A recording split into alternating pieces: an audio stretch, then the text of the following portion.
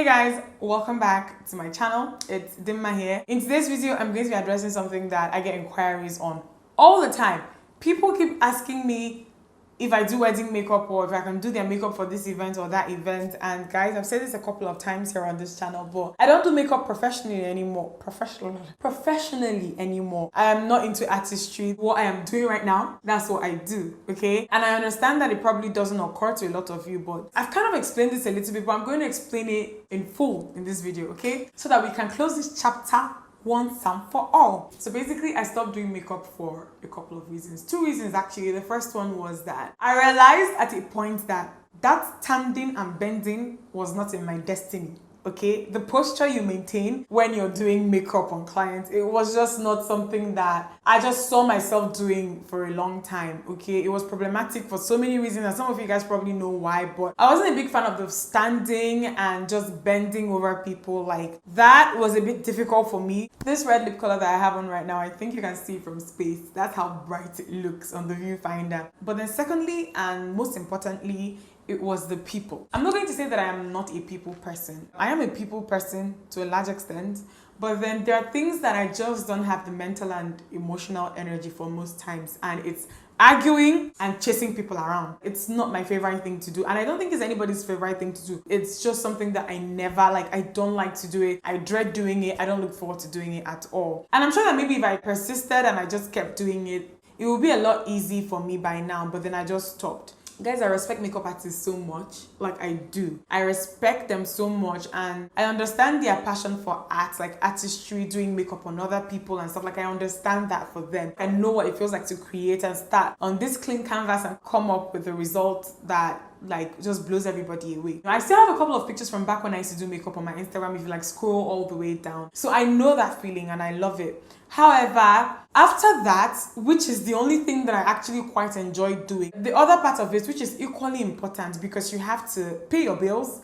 and you have to live off of it, that's the part. Like, the money part was the part that I just didn't like at all. People can be very funny. Around the time that I was doing this, I wasn't doing it in a big city like Lagos. I was doing it back in Enugu, and people can just be funny. Like, people want things, they want certain services, and they never want to pay for it or respect the person who is giving them that service as much as they should. It's never just the artistry that you see. A big part of sustaining that business is just the way they handle people who have to deal with clients, you know. One thing I learned, for me, that was my case a lot of the times, is that I felt like people who could afford to pay you, they were the ones that wanted to take advantage of you. And the funny thing is that kind of even transcends to what I'm doing now. It's kind of the same thing. Sometimes you see that startup brands or brands that are not that big, they always know what they want, they get what they want, they pay for what they want, and they leave. The people that can drag on payment for a very long time, sometimes, not all the time, sometimes could be very big brands. And it just makes you want to pull your hair, because if there's any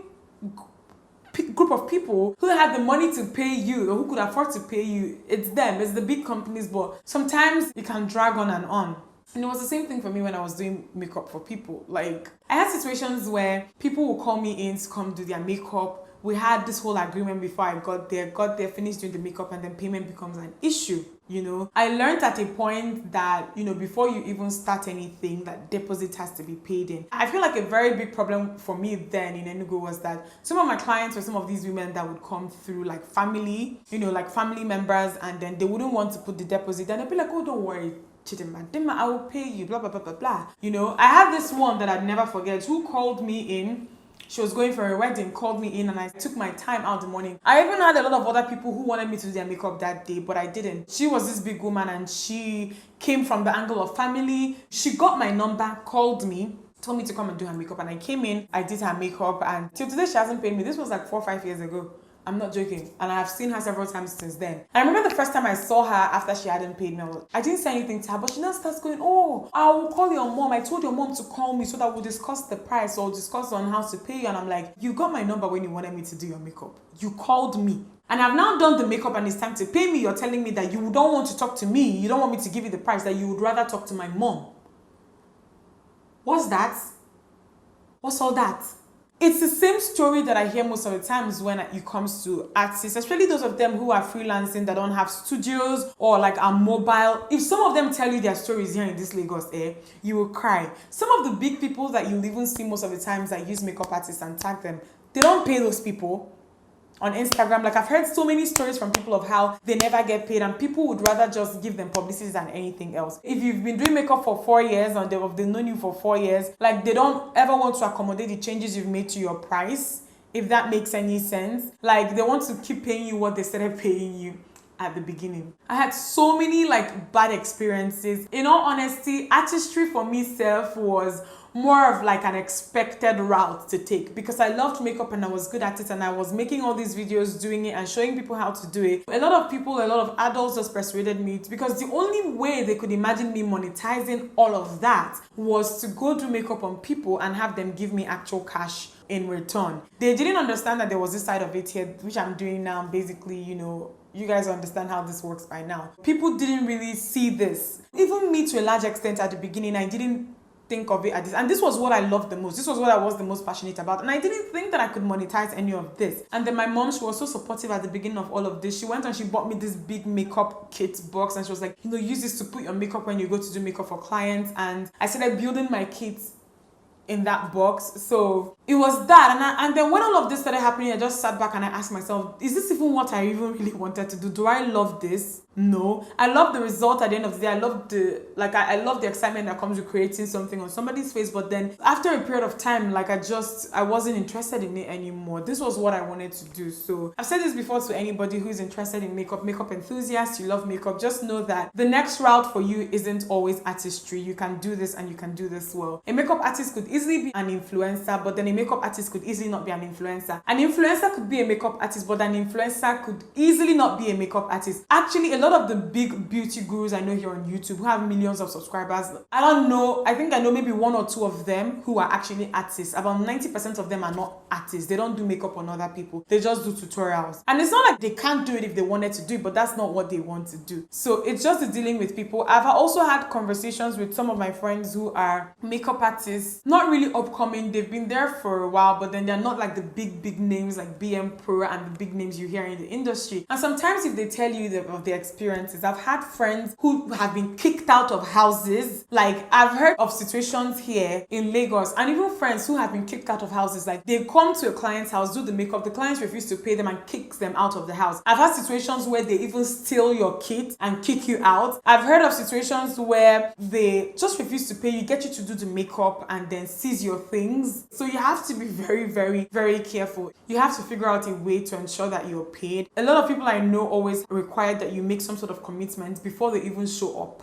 to your house. A lot of them require a lot of commitment before they even start doing your makeup. Make sure that they do. Because me, small thing, I'll start crying. And my crying is not even because I'm like all mushy and stuff. I'm crying out of anger because if you leave me, I'm going to use something and break that person's head. But then the whole thing is just flowing out of me as tears, I also have a friend who was just basically telling me of how she came out, like she did a client's makeup, refused to pay her. She literally got into the car and started crying. Like, she left the place and started crying. Her friend came to pick her up. Her friend was a guy, and then the guy was like, fam, is this what you girls go through? Is this how it is? And then the girl starts explaining that sometimes people are like this. And I can tell you guys that I know from experience that people can be very selfish. People can afford to pay you, they wouldn't pay you. Things that they would never let anybody do to them in their own businesses, they do to people all the time. They try to take advantage. It is not fair in any way, but then they do it. Things that they would never let anybody do to their own kids. Some of the women I know that were owing me in Enugu State, if somebody that I know was owing their child, the whole of Enugu State, Abia, Imo would have heard about it. That's the type of people that they are. And the thing is, I never ever even talked about it, never complained. And I remember I went back home with this particular client I was telling you guys about, and I told my mom that she's saying that she has to call you before she can pay. My mother was like,